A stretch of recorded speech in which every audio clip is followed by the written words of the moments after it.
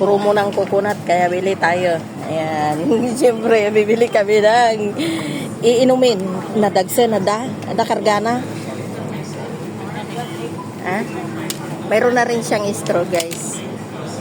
So, bibili tayo ng mga